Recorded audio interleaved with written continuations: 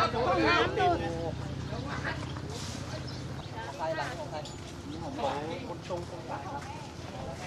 ปืนแล้วค่ะ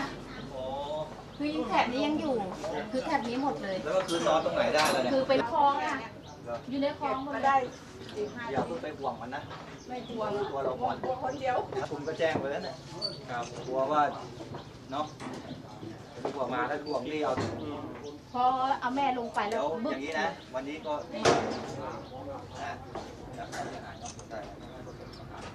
ประกาศ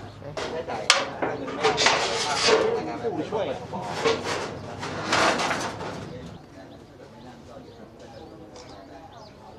ครับได้ประกาศอะไร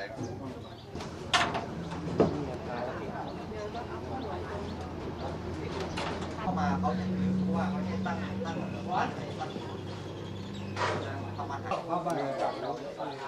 อันนี้ยังน้อยภาคใต้อายุเก๋แก่ไปอยู่ตามอันนี้หลานจะบอกก็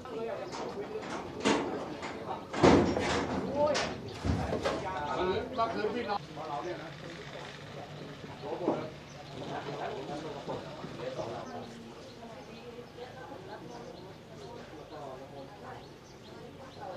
เปียกหมดเลยเก็บไม่ทันอ่ะเสียหมดเลยเหรอเสียเพราะเปียกแต่หมดแต่พัดลมอาจจะไม่เสีย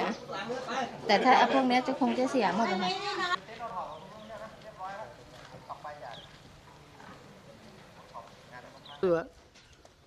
โอ้แย่งั้นอ่ะเขาเก็บของกลับเลยอ่ะมันมาล่องสนาม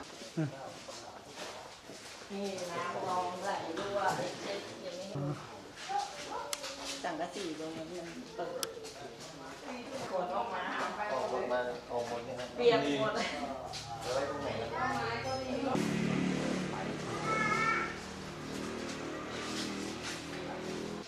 ุณน้ำช่วยเช็คด้วยนะออกเช็คให้ด่วนหน่อยให้ช่างชาวบ้านเขาช่วยด้วยบอกผู้ใหญ่บอกให้ช่างชาวบ้าน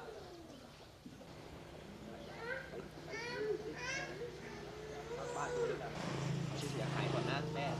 ก็ไปก่อน